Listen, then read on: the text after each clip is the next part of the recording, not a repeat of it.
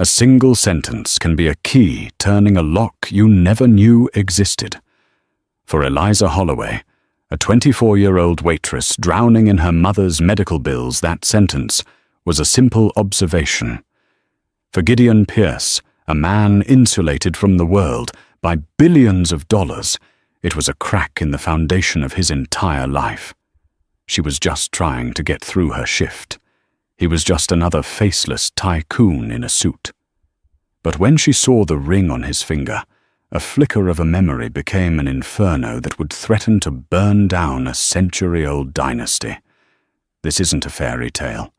This is the story of how a casual remark in a cheap diner unraveled a web of lies, betrayal, and a secret that one of America's most powerful families thought was buried forever. The fluorescent lights of the corner booth, diner, hummed a monotonous tune, a sound Eliza Holloway knew better than her own heartbeat. It was the soundtrack to her life, the sizzle of burgers on the griddle, the clatter of cheap ceramic plates, the low murmur of conversations that never seemed to change. At 9:00 p.m. on a Tuesday, the diner was in its nightly lull, a brief respite between the dinner rush and the late-night crowd. Eliza leaned against the cool stainless steel counter, rolling her shoulders to work out a knot of exhaustion. Every muscle ached with a fatigue that was more than physical. It was the soul-deep weariness of watching her mother Laura slowly fade in a sterile beige hospital room. The bell above the door chimed, pulling Eliza from her thoughts. A man stepped inside, and an invisible curtain of silence seemed to fall over the diner. He wasn't just well-dressed, he was sculpted from a different material than the rest of the world. His suit, a charcoal grey, so dark it was nearly black, fit him with the precision of a surgeon's scalpel. His shoes gleamed even under the diner's grimy lights. He had the kind of quiet, absolute confidence that doesn't need to be announced. It simply is. The few remaining patrons instinctively lowered their voices. He chose a booth in the corner, sliding onto the cracked vinyl seat with an economy of motion. Eliza grabbed a menu and a glass of water, her professional smile pasted on. "Welcome to the corner booth. Can I get you started with something?" The man didn't look at the menu. His eyes, a startlingly clear shade of blue, met hers for a brief, dismissive moment. "Just coffee. Black." His voice was low and resonant, a cello in a room of tin whistles. "Coming right up," Eliza said, retreating to the counter. Her friend and fellow waitress Chloe sidled up to her. "Get a load of Mr. Moneybags. Thinks he's too good for a menu. $10, says he's Gideon Pierce." Eliza frowned as she poured the coffee. "Who?" "Gideon Pierce. Pierce Holdings International. They own half the downtown skyline. My dad used to be a foreman on one of their sites before he got laid off. That guy's picture is in the business section every other week. They say he's ruthless. Turned his family's millions into billions before he was 30. Eliza glanced over at the man. He was staring out the window, his profile sharp and severe against the neon-lit street. He looked less like a businessman and more like a predator resting between hunts. She picked up the cup and saucer. "Well, to me, he's just another customer who wants black coffee." She walked back to the booth and set the coffee down. "Here you are, sir." As he reached for the cup, his hand emerged from his cufflink-adorned sleeve, and on his right ring finger, nestled against his skin, was a ring that made Eliza's breath catch in her throat. It wasn't the size or the gleam of it that stopped her. It was the design. An intricate masculine signet ring made of a pale buttery gold. Etched into the flat face was a sigil, a stylized phoenix, its wings spread wide, with a single tiny sapphire set in its eye, sparkling like a captured star. The band itself was unique, carved to look like intertwined feathers. Eliza's mind reeled. She saw the same ring, not gleaming under a diner light, but resting in a small velvet-lined box on her mother's bedside table. Laura's ring was identical in every detail, down to the tiny, impossibly blue sapphire eye. It was her most cherished possession, the one thing she'd refused to sell, even when the medical bills became a tidal wave threatening to drown them. Her father, she'd always said, had given it to her on his deathbed. "It's a promise, Eliza," she would whisper, her voice thin and reedy. "A promise of what's right." The words tumbled out of Eliza's mouth before she could stop them, a quiet, stunned whisper. "Hi, sir. My mother has a ring just like yours." Gideon Pierce froze his hand, hovering over the coffee cup. He slowly retracted it, and his piercing blue eyes lifted to meet hers. The casual dismissal was gone, replaced by a sudden, glacial intensity. He didn't speak. He simply stared, his gaze so sharp and analytical, it felt like he was dissecting her, searching for the punchline to a joke she wasn't telling. "Excuse me," he finally said, his voice, dropping an octave, becoming dangerously soft. Eliza's heart hammered against her ribs. She felt Chloe's worried stare from across the room. She should have just walked away, kept her mouth shut. But the image of her mother's frail hand clutching that identical ring was burned into her mind. "The ring," she stammered, pointing a trembling finger. "On your hand. It's the same as my mother's. The phoenix, the little sapphire. Everything."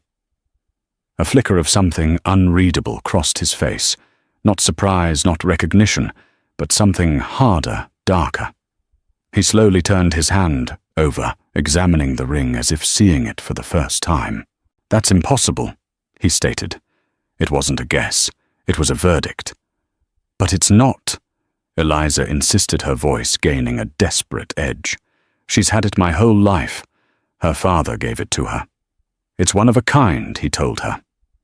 Gideon Pierce placed his hand flat on the table, the ring, a silent golden accusation. His gaze was cold steel.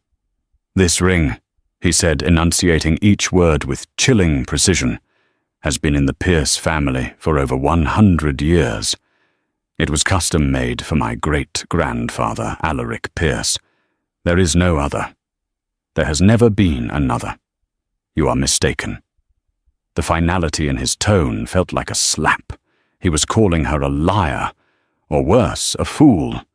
The injustice of it piled on top of her exhaustion, and fear for her mother ignited a spark of defiance in her. "I'm not mistaken," she said, her voice low but firm. "I've held it in my hands 1,000 times. I know every detail on it. I could draw it from memory."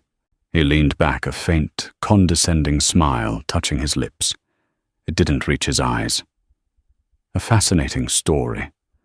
What is your name?" "Eliza. Eliza Holloway." "Well, Miss Holloway," he said, picking up his coffee cup and taking a slow, deliberate sip. "Your mother is either a liar or a thief, because the only way she has a ring like this is if it's the one that was stolen from my family 50 years ago." He set the cup down with a soft click. The sound echoed in the sudden silence of Eliza's world. Stolen. The word hung in the air, thick and poisonous. Her mother, the gentlest, most honest person she knew, a thief. The accusation was so absurd, so vile, it was like being told the sun rose in the west. Gideon Pierce reached into his suit jacket, pulled out a slim leather wallet, and extracted 3 $100 bills, placing them on the table. It was more than she made in 2 shifts. It was an insult, a dismissal, for the coffee and your time. He said, his eyes already looking past her toward the door. He stood up, the power of his presence, filling the small booth. He was already gone, moving on, leaving her in the wreckage of his words. As he walked toward the exit, Eliza found her voice. "She's not a thief. He paused at the door, his back to her. He didn't turn around, but his voice carried clearly across the quiet diner. "Then prove it." The bell chimed again, and he was gone, leaving Eliza standing in the middle of the corner booth, her heart pounding, the hum of the lights now sounding like a scream. The 3 crisp bills on the table felt like blood money. She hadn't just served coffee to a billionaire.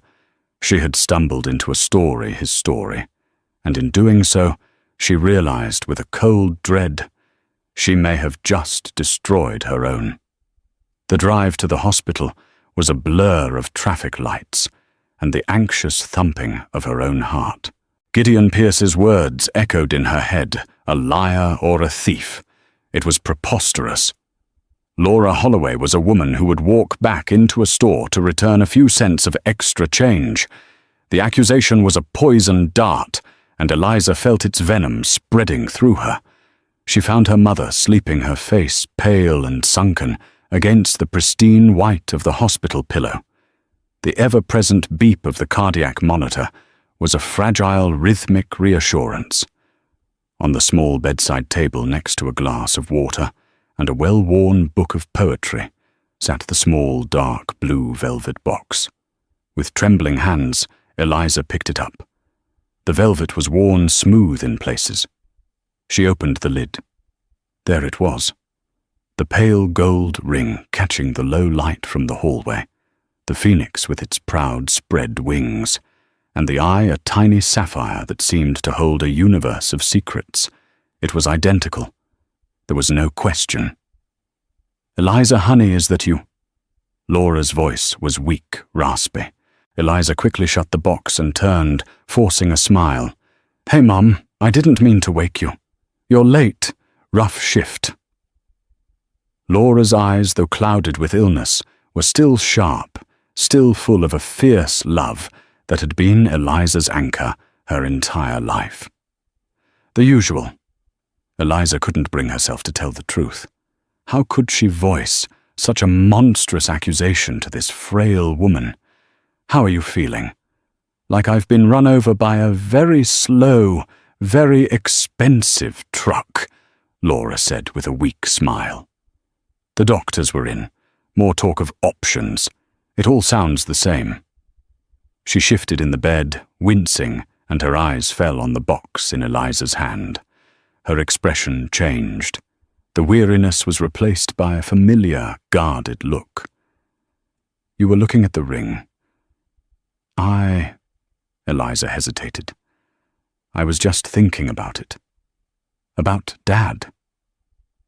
Laura's hand, thin and crisscrossed with blue veins, reached out, and she patted the mattress beside her. Eliza sat down. "Your grandfather," Laura corrected gently as she always did. "It was my father who gave it to me, not yours." Eliza's father had been a good man, a mechanic who died in a workshop accident when she was 10, leaving behind nothing but debts and happy memories. The ring predated him. "Right, Granddad," Eliza said, her mind racing. "Mum, tell me about him again. About the ring." Laura's gaze drifted to the window to the dark sky outside. "There's not much to tell that you haven't heard. My father Owen was a quiet man, a brilliant man, an engineer. He worked for a big corporation back east. He said the ring was payment for a promise that was broken by powerful men." "What kind of promise?" Eliza pressed, trying to keep her voice casual. "He never said, only that it was about recognizing what was right. He made me swear to never sell it to keep it safe. He said one day it might be the only proof we have." "Proof of what?" A flicker of fear, real and raw, crossed Laura's face. She looked at Eliza, her eyes pleading. "Leave it be, Eliza. It's an old story. A sad story. It has nothing to do with us anymore. Some doors are best left closed." "But, Mum, what if someone else has a reason to open that door?" The words were out before she could stop them. Laura's grip on her hand tightened. "What do you mean? What happened?" Eliza saw the spike on the heart monitor and cursed herself. Nothing. It's nothing, just a stupid thing at work. She couldn't burden her mother with this. Not now. She needed to protect her. But the seed of doubt had been planted, a promise that was broken by powerful men. Who were they, and what did any of it have to do with Gideon Pierce? Miles away, in a penthouse apartment that seemed to float above the city, Gideon Pierce stood before a floor-to-ceiling window. The city lights spread out below him like a carpet of scattered diamonds. He held a glass of scotch, the amber liquid untouched. He hadn't been able to shake the encounter at the diner. The girl, Eliza Holloway, her wide, honest eyes, her absolute certainty. My mother has a ring just like yours. It was ludicrous, and yet.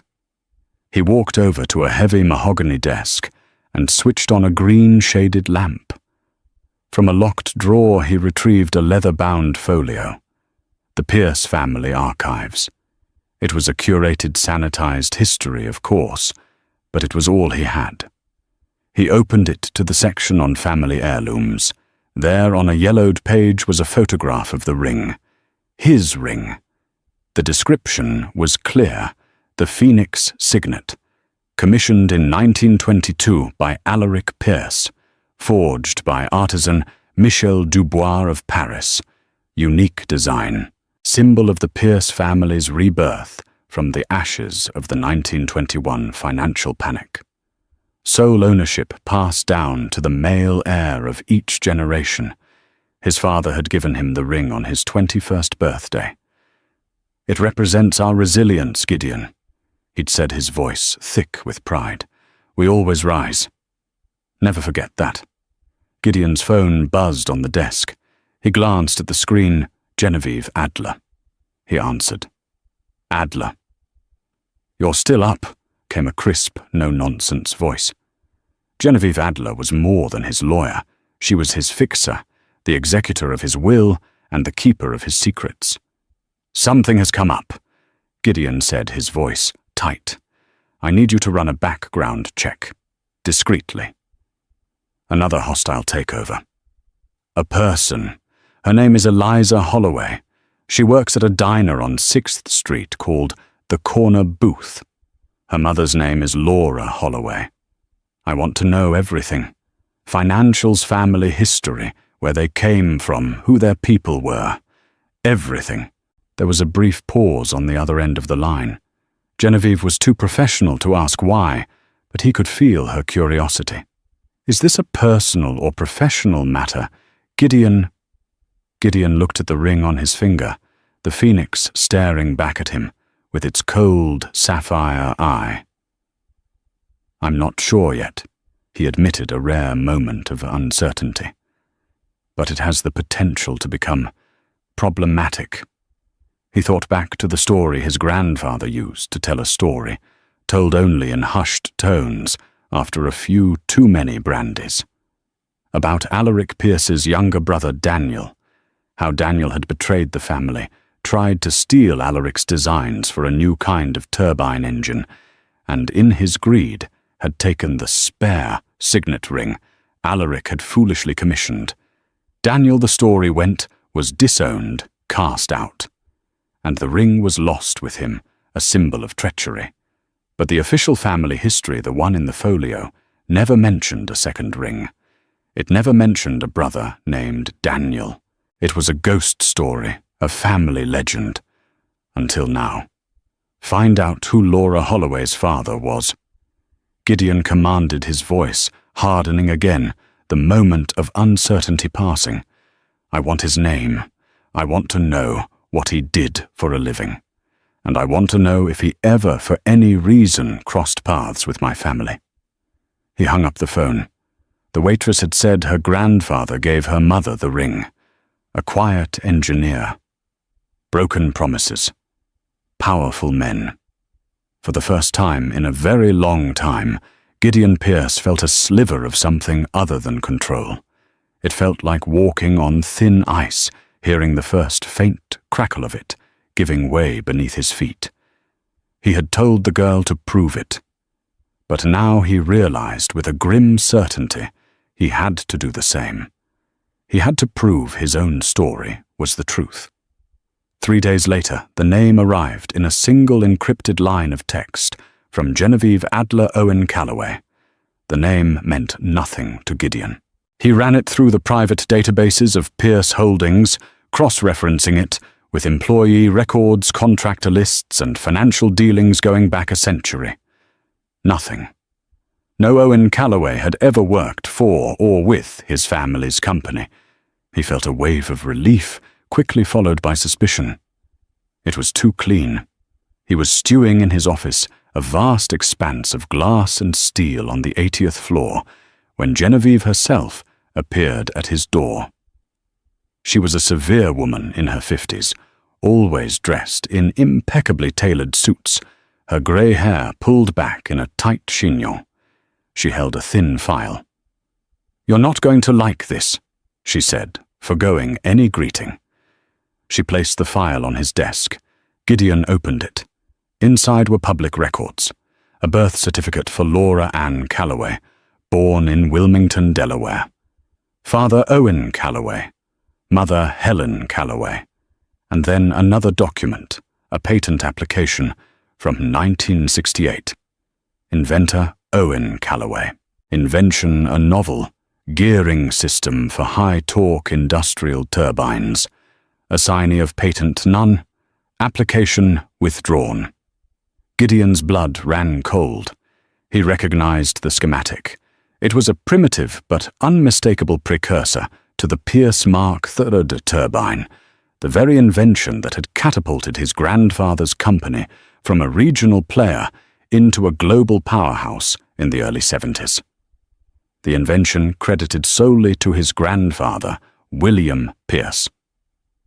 The application was withdrawn on October 12, 1968. Genevieve said, her voice flat. According to banking records I accessed on October 14, 1968, Owen Calloway made a one-time cash deposit of $50,000 into his savings account, a significant sum for an engineer at the time. He quit his job a week later, moved his family, and never worked in engineering again. He died of a heart attack 6 years later, at the age of 42. The pieces clicked into place with sickening clarity. A non-disclosure agreement, a cash payoff, a brilliant idea bought and buried under the Pierce name. So he was bought off. Gideon said the words, tasting like ash. My grandfather stole his invention and paid him to keep quiet. It appears that way, Genevieve confirmed. The $50,000 was likely positioned as a consulting fee to keep it legal. There's no paper trail linking it directly to the patent, of course. Your grandfather was meticulous. And the ring? Gideon asked, looking at his own hand. That, Genevieve said, is where it gets strange. I found the jeweler who bought the assets of Dubois et Fils of Paris. The records are ancient, but their ledgers were like your grandfather meticulous.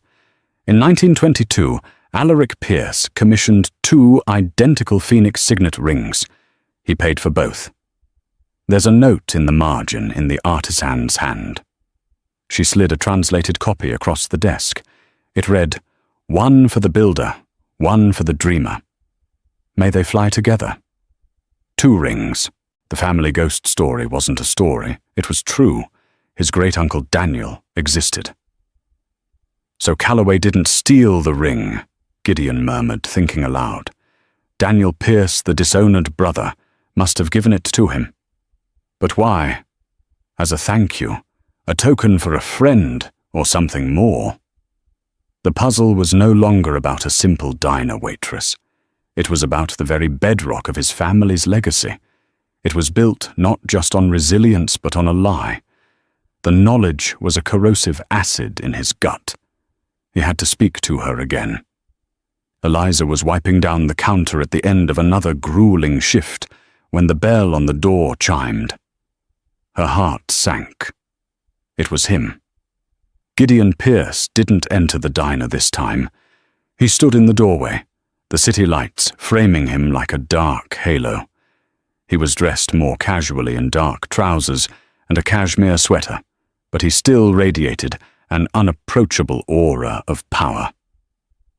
"Ms. Holloway," he said, his voice quiet but carrying. "I need to speak with you." Chloe shot her a nervous look. "Eliza, you don't have to." But Eliza knew she did. She untied her apron and hung it on its hook. "It's okay. I'll be right back." She stepped out into the cool night air. The street was loud with the sounds of the city, a stark contrast to the tense silence that fell between them. "Your mother's father." Gideon began getting straight to the point. His name was Owen Calloway. It wasn't a question. Eliza flinched. How did he know that? Yes. What of it? He was an engineer. In 1968, he filed a patent for a turbine gear system. Gideon watched her face, carefully gauging her reaction. Eliza's mind went blank. She knew her grandfather was an engineer, but the details were a fog. Her mother never spoke of his work, only of his sadness. "I don't know anything about that," she said honestly. "I think you do." Gideon countered, his voice sharp with impatience. "Or your mother does. My grandfather, William Pierce, launched a turbine based on an identical design a few years later. It made my family a fortune. Calloway withdrew his patent and accepted a cash payment. This isn't about a stolen ring anymore, is it, Ms. Holloway? This is about a shakedown. Is that your plan? Use this old story to leverage a payday for your mother's medical bills?" The accusation was so cynical, so cruel, it knocked the air from her lungs. Tears of pure rage and frustration sprang to her eyes. "How dare you?" she whispered, her voice shaking. "You stand there in your $1,000 sweater looking down on us. My mother is fighting for her life. You think this is about money. This is about her honor. The honor of a man you just admitted your family probably robbed." For the first time, Gideon looked taken aback. He saw not a schemer, but a daughter pushed to her breaking point. "My grandfather told my mother that ring was proof." Eliza continued, her voice rising. "Proof that he was wronged. He didn't take a payoff, he was threatened, forced to sign away his life's work, to protect his family from men like your grandfather. That money wasn't a payment. It was hush money to ensure he never spoke of it again." She was channeling her mother's long-held, unspoken pain. The words felt true, solid, righteous. Gideon was silent for a long moment, the sounds of the city rushing in to fill the space between them. His own certainty was eroding, replaced by the disquieting possibility that the waitress's version of the story, a tale of threats and coercion, was closer to the truth than the sanitized version of a simple business transaction he had constructed. "There were 2 rings," he said, his voice losing its hard edge. "My great-grandfather had 2 made. One for him and one for his brother, Daniel.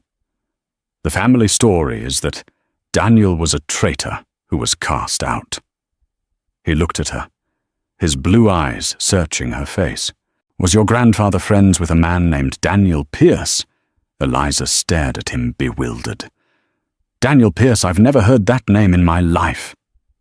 They were at an impasse. 2 families, 2 rings, and 2 completely different histories that intersected at a single disputed point in the past. One story of a clean, if ruthless, business deal, another of theft and intimidation. And at the center of it all, a ghost named Daniel Pierce, and a ring that was supposed to be a promise. "My mother has the ring," Eliza said, her resolve hardening. "You have your story, I have mine, and I'm going to find out which one is true." Gideon gave a single sharp nod. The condescension was gone, replaced by a grudging respect. "So am I." He turned and walked away, disappearing into the city's shadows, leaving Eliza with the chilling realization that their quest for the truth was now inextricably and dangerously linked. The confrontation with Gideon Pierce left Eliza shaken but resolute. She had defended her family's honor, but his questions echoed in her mind. Daniel Pierce. The name was a blank slate. She returned to the hospital the next day with a new sense of urgency. She found Laura sitting up, looking a little stronger than the day before. The poetry book was open on her lap. "Mum," Eliza began, pulling a chair close. "We need to talk. For real this time. No more secrets." Laura sighed a long, weary sound and closed the book. "I knew this day would come. Seeing you with the box. I knew you wouldn't let it go." She looked at her daughter, her eyes full of a deep, ancient sorrow. "What did he say to you?" "He," Eliza asked, feigning ignorance. "Don't play coy, Eliza," the man from the diner. "You think a man like Gideon Pierce makes a scene, and it doesn't get noticed. Chloe called me. She was worried sick." Eliza's shoulders slumped. "He found me. He knows about Grandad Owen. He thinks we're trying to blackmail him.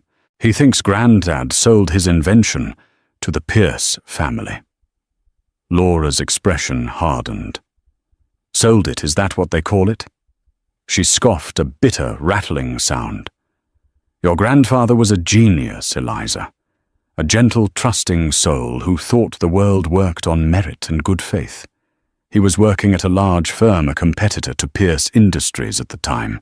He developed his turbine gearing system on his own time. It was his masterpiece." She paused, her gaze, distant, lost in the memory. "He made the mistake of mentioning it to a colleague trusting him. That colleague left the company 2 months later for a senior position at Pierce Industries.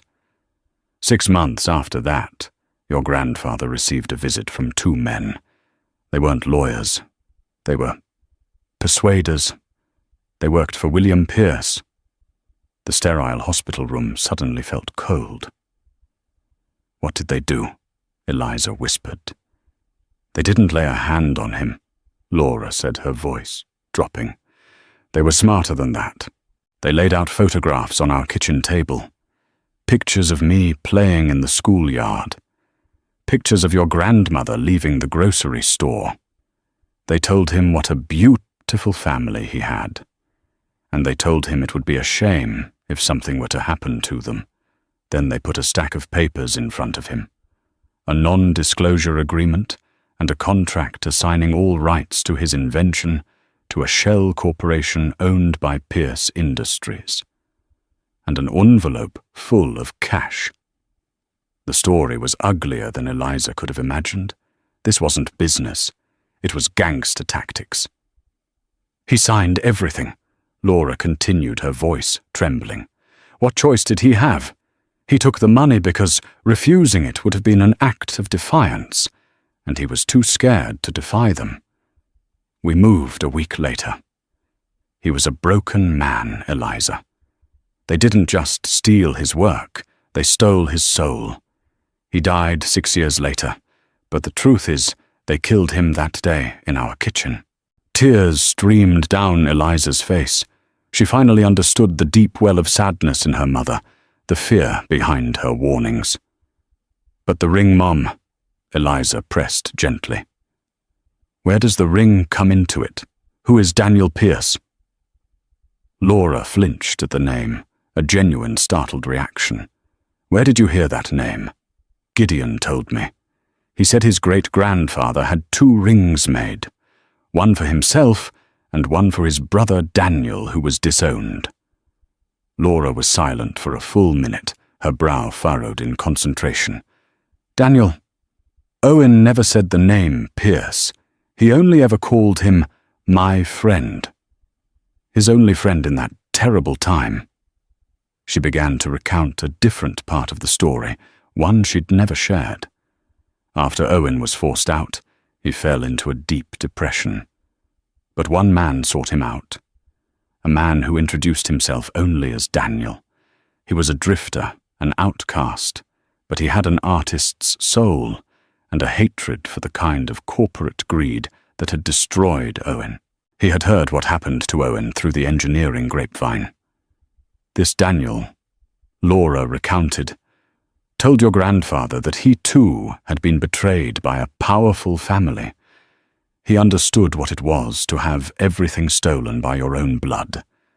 They became friends, two broken men finding solace in each other's company. Before Daniel left town for good, he gave Owen the ring. She looked at Eliza, her eyes intense. He told Owen this was meant to symbolize a shared dream between brothers. It was forged in hope and tainted by greed. It belongs to the wronged, not the wrongdoer. Keep it as proof that integrity has a value that money can't buy. One day, the phoenix will rise for the right person. Owen cherished that ring more than the invention itself. It was a symbol that he wasn't alone in his suffering. So Daniel Pierce wasn't a traitor. He was another victim, and he had given the ring his own birthright to another wronged man as an act of solidarity. The story was so much more profound, so much more tragic than Gideon's cold family ledger. At the same time, Gideon was in his family's ancestral home, a sprawling stone estate an hour outside the city. He rarely came here. It felt more like a museum than a home filled with portraits of stern-faced ancestors. In the library, a room panelled in dark wood that smelled of old paper and polish, he met his cousin, Robert Pierce. Robert was a few years older, with a practiced smile and the easy charm of a man who had never worked a day in his life. He managed the family's charitable foundation, a role that required him to attend galas and cut ribbons. "Gideon, to what do we owe the honour?" Robert said, pouring 2 glasses of brandy. "Tired of the concrete jungle. I'm looking for information." "Robert," Gideon said, cutting to the chase.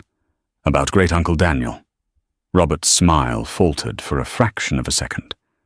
"Daniel, the black sheep, that old ghost story, what's gotten into you?" "I have reason to believe the story is true, and I need to know the details. The real details, not the sanitized version." Robert swirled the brandy in his snifter, suddenly looking thoughtful. "Well, you know the legend. He was the younger brother, the artist, the dreamer. Alaric was the pragmatist, the builder. Daniel apparently accused Alaric of stealing his ideas for the company's early successes. Tried to stage a boardroom coup. When it failed, he vanished, but not before stealing a valuable ring and supposedly selling company secrets to a rival." Robert sighed dramatically. A classic tale of sibling rivalry and betrayal. It's why the line of succession has always been so rigidly defined, to prevent another Daniel. This was the story Gideon had always known, but hearing it now, it felt thin, theatrical, a convenient narrative to justify Alaric's consolidation of power. "And you believe that?" Gideon asked. "Why shouldn't I?" "It's our history," Robert said with a shrug. "It's a bit dramatic, sure, but it explains why the family closed ranks, why Grandpa William was so aggressive in his business dealings. He was protecting the family legacy from vultures from another betrayal." He leaned forward, his voice conspiratorial. Why the sudden interest? Did one of his descendants crawl out of the woodwork looking for a handout? The question was casual, but the look in Robert's eyes was sharp, probing. Gideon felt a sudden instinctual distrust. Robert had always seemed vapid, but perhaps that was a carefully constructed facade. "It's a private matter," Gideon said, his voice clipped. Of course," Robert said, leaning back, the charming smile returning. "Well, if you want to dig up old bones, be my guest. The old family papers are in the West Wing study. Gramps Williams' private correspondence. Knock yourself out. Just don't be surprised if the ghost you find is uglier than you imagined." Gideon left Robert with his brandy and went to the study. The room was dusty, unused for years. He found the boxes of letters tied with faded ribbon. For hours he sorted through them, reading his grandfather's elegant cursive script. Most of it was business. But then he found a series of letters from the late 1960s addressed to his grandfather's head of security. The content made him feel ill. There were updates on the surveillance of a man named Owen Calloway, reports on his daughter's school schedule, his wife's daily routine, and then a final chilling memo. Subject Calloway has been neutralized. Asset secured. He is no longer a threat. Neutralized. Asset secured. Eliza Holloway's story was true. It was all true. His family's fortune was built on theft and cemented with threats. The weight of the discovery was crushing. But as he continued to sift through the papers, he found something else. Something that didn't fit either his story or Eliza's. It was a single folded note, separate from the letters tucked into the back of a ledger. It was in his grandfather William's handwriting, but it was frantic, almost illegible. He knows. R found him. He can ruin everything. Daniel is the key. Must protect the name. The note was undated. Who was he, and who was R. Robert? It seemed too convenient. And what did it mean? Daniel is the key. Daniel was supposed to be a ghost, a long-vanished traitor.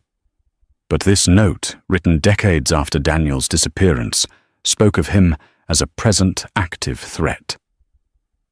Gideon stood in the dusty, silent study, holding two conflicting testaments. In one hand, the sordid truth of his grandfather's crime against Owen Calloway.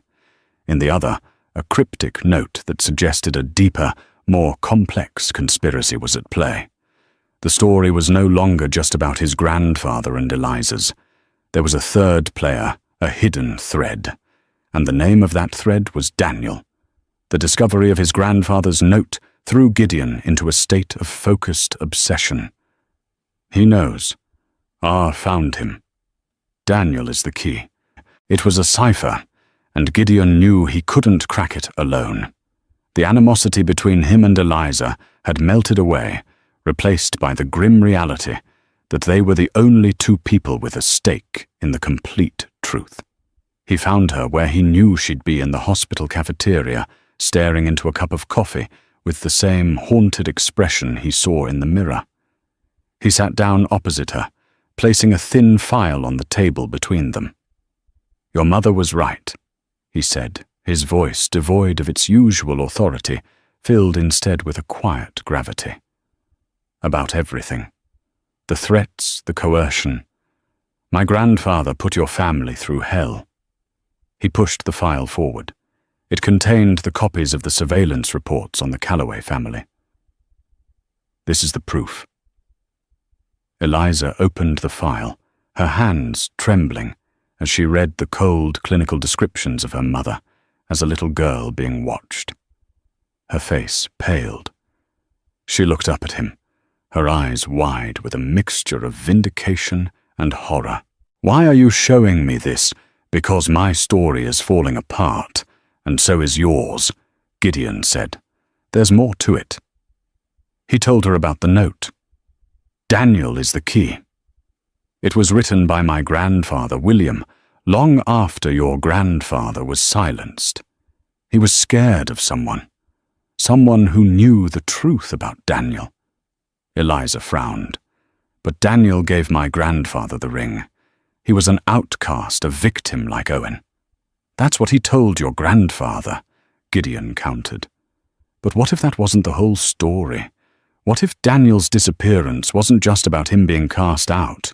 We have two stories, yours and mine, but they're both based on what we were told by people who were themselves betrayed or lying.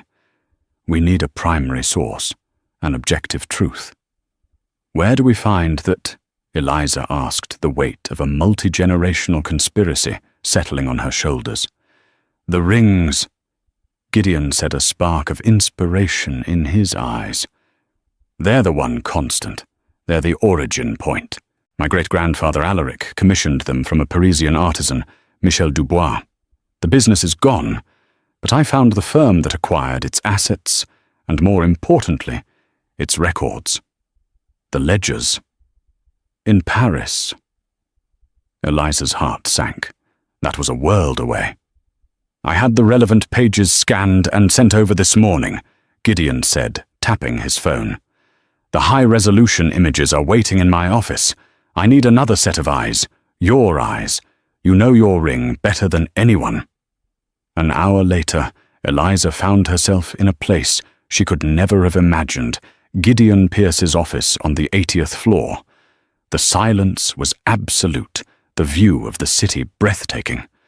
On a massive screen that covered one wall was a high-resolution image of a page from an old leather-bound ledger.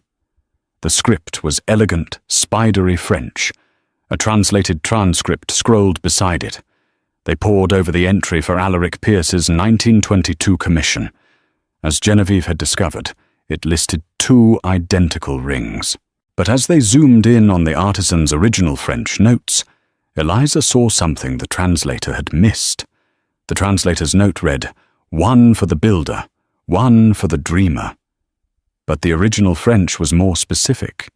Eliza had taken 4 years of French in high school, and while she was rusty, one phrase jumped out at her. L'un pour le bâtisseur de l'Empire, l'autre pour le gardien de l'âme. That's not dreamer, Eliza said, slowly pointing at the screen. Gardien de l'âme. It means guardian of the soul. Gideon zoomed in, reading the phrase. Guardian of the soul. He repeated the words, feeling heavy and significant. A builder of an empire and a guardian of its soul. It wasn't a rivalry. It was meant to be a partnership, a balance. This changed everything. Alaric and Daniel weren't meant to be competitors. They were meant to be 2 halves of a whole. The story of Daniel's betrayal was a complete fabrication. As they scanned further down the page, Gideon noticed a small annotation next to the entry, added in a different hand, and with different ink. It was dated 1945. "What's this?" he murmured, enlarging the note. The French was spidery and difficult to read. Reçu une lettre de Monsieur Daniel Pierce. The note began. Received a letter from Mr. Daniel Pierce. Gideon translated haltingly. He asks for a modification to the second ring, to the inside of the band. He is no longer a Pierce. He is something else. Gideon and Eliza exchanged a look. No longer a Pierce, Eliza whispered. He changed his name, Gideon realized. When he was cast out, he abandoned the family name entirely. The note continued. Il a demandé que j'inscrive un nom. Le nom Owen. He asked me to inscribe a name. Gideon read his voice, catching. The name Owen. Eliza gasped, her hand flying to her mouth. Owen, my grandfather's name. But this was in 1945. My grandfather wouldn't have met Daniel for another 20 years. It's not your grandfather's name, Gideon said, a sudden shocking realization dawning on him. He typed furiously on his keyboard, pulling up his family's genealogy records, going back further than he ever had before. His fingers flew, his mind racing. He found his great-grandfather, Alaric Pierce. Then his great-grandmother, Beatrice. And then he found her family tree. Her maiden name was Beaumont. And her father, Alaric's father-in-law, his name was Owen Beaumont, a wealthy shipping magnate who had bankrolled Alaric's early ventures, who had died in 1944. The truth hit them both like a physical blow. The inscription wasn't for Eliza's grandfather, it was a memorial. The ring, Eliza breathed, piecing it together. The ring wasn't for 2 brothers to share, it was for a father and son. Alaric Pierce and his son, William, my grandfather. No, Gideon said, his eyes wide with the horrifying clarity of the truth. Alaric didn't have a son named William in 1922. His son William was born in 1925. In 1922, Alaric Pierce had one child, a son born in 1905, his firstborn son. He clicked one last time, and a black and white photograph filled the screen. It was a formal portrait of two young men, both handsome and proud. One was clearly a young Alaric Pierce. The other, the dreamer, the guardian of the soul, was his brother. Underneath the photograph was the caption, Alaric and Daniel Pierce, 1921. And beneath that, in the official genealogical record, was the final devastating piece of the puzzle. The entry for Daniel Pierce listed his full name, Daniel Owen Pierce. Daniel was the Owen the ring was inscribed for. It wasn't a memorial to his father-in-law. He was reclaiming his middle name, the only part of his identity his brother couldn't take from him. The twist was so profound, so complete, that the room fell silent. The entire family history was a lie. Daniel wasn't the younger brother. Based on his birth year, he was the older brother. He should have been the heir. Alaric was the younger son, the builder. And William Pierce Gideon's grandfather wasn't Alaric's only son. He was the second son. Daniel was Alaric's firstborn. No, wait. Gideon looked at the birth dates again. Daniel born 1905. William born 1925. That couldn't be right. They weren't brothers. Alaric and Daniel were brothers. But William wasn't Daniel's brother. He was his nephew. The story they'd been chasing was wrong. The players were wrong. Eliza's grandfather hadn't met a random outcast. He had met Daniel Owen Pierce, the true disinherited heir to the Pierce fortune. And Daniel hadn't given him a token of solidarity. He had given him the ring, his own ring, inscribed with his own name for safekeeping. It was a piece of evidence, a dormant claim to an empire. And William Pierce Gideon's grandfather hadn't just stolen an invention from Owen Calloway. He had done it to suppress a man who had been in contact with the one person on earth who could challenge his own father's, and therefore his own legitimacy, his uncle Daniel Pierce. The note he knows. Found him. Daniel is the key. Snapped into focus.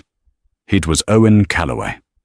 Was likely Robert's father or grandfather, another part of the conspiracy.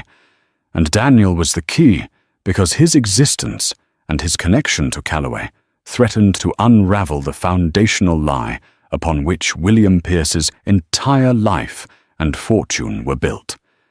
They hadn't just silenced an inventor. They were silencing a witness. The truth pieced together from the artisan's ledger was more corrupt than they had ever imagined. Daniel Owen Pierce, the rightful heir, had been systematically erased from history. Gideon's grandfather, William, had silenced Owen Calloway, not over a simple invention, but to bury the foundational lie of their family's power. It became terrifyingly clear that Gideon's cousin Robert knew this dirty secret and was positioning himself to use it as a weapon in a corporate power play. There was only one place to force a reckoning: the annual Pierce Foundation Charity Gala, Robert's personal stage. For Eliza, her mother's presence was non-negotiable. This fight was no longer just about uncovering the truth, it was about delivering justice, and for that to happen, the victim's voice had to be heard. The grand ballroom glittered with false brilliance, a perfect setting for the unmasking. Robert was in his element, the charming, benevolent host. That was until he saw Gideon and Eliza cutting a path directly toward him. His practiced smile became a brittle facade. "Robert," Gideon began, his voice low and cold, cutting through the pleasantries. "The games are over. We know about Daniel Owen Pierce, the true heir." Robert scoffed, preparing a condescending dismissal. "Gideon, you've clearly been listening to fairy tales from a—" He was cut off by a woman's voice, weak but amplified by a microphone that sliced through the ballroom's polite chatter. His fairy tale cost my father his life. A hush fell over the room. All eyes turned to the entrance where Laura Holloway sat in a wheelchair, her gaze locked on Robert with an intensity that defied her frailness.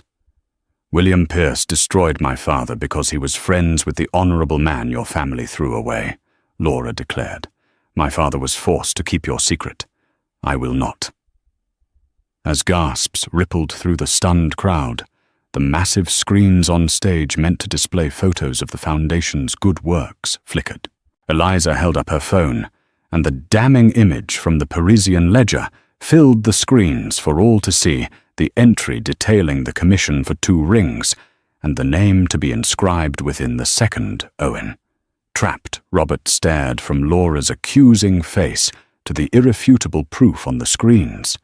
He was cornered by a ghost from the past and evidence set in stone. Gideon stepped forward, his voice ringing with chilling authority. My family's legacy is built on a lie, he announced to the captive audience. A lie my grandfather silenced a man to protect, and a lie my cousin, he turned pinning Robert with a glare, planned to use for his own personal gain. The public accusation pushed Robert over the edge. His carefully constructed composure shattered into pure, unrestrained rage. "You fool, Gideon," he hissed, forgetting the live microphone just inches from his mouth. "I was trying to protect us. I knew the truth, and I kept it buried. You and your pathetic little waitress have ruined everything." The confession, amplified for all to hear, echoed in the dead silence of the ballroom. In a single self-incriminating breath, Robert had confirmed a century of corruption and authored his own spectacular downfall. He stood alone, exposed under the glittering chandeliers, the king of a corrupt castle that had just crumbled to dust around him. The aftermath of the gala was a whirlwind of headlines and resignations. The Pierce dynasty was shaken, but in the ensuing quiet, it was being reborn, not broken. Weeks later, in a sun-drenched private hospital suite, a fragile peace had settled. Laura Holloway, looking out over a green garden, had a light in her eyes that Eliza hadn't seen in years. The weight of a lifetime of secrets had finally been lifted. Gideon Pierce entered the room quietly, no longer an untouchable tycoon but a man humbled by the truth. He didn't offer empty apologies. Instead, he placed a leather-bound document on the table beside Laura's bed. The Daniel Owen Pierce Foundation, he said, his voice steady and sincere. It will exist to fund the independent inventors and artists my family tried to crush.